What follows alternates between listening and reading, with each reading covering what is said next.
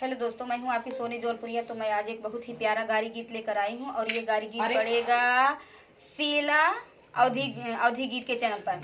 तो आप लोग गारी सुनिए और बताइए कि गारी कैसा है। हमारी ऐसा रहे तुम्हारा लग जाए।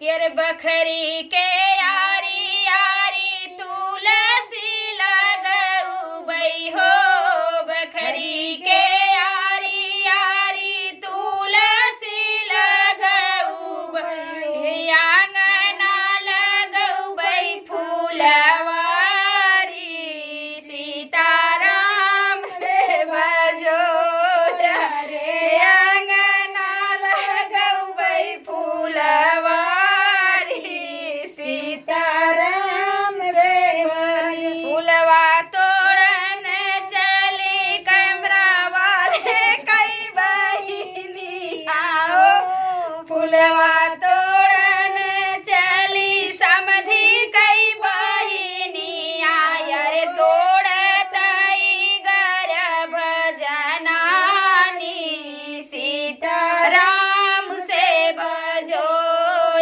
रे, तोड़तई गर्भ जनानी, सीताराम से बजो। बखरी के यारी यारी तुलसी लगऊ बई हो, बखरी के यारी यारी तुलसी लगऊ बई हो, आंगन लगऊ बई फूलवारी, सीताराम से बजो रे, आंगन लगऊ बई फूलवारी, सीताराम से बजो। फूलवा तोड़न चली दुल्हा कई बहिनिया हो, फूलवा तोड़न चली दुल्हा कई बहिनिया, यारे तोड़तई गर्भ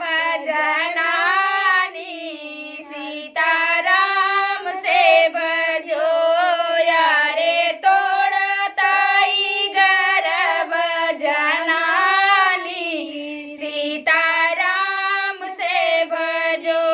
बखरी के यारी यारी तुलसी लगऊ बई हो, बखरी के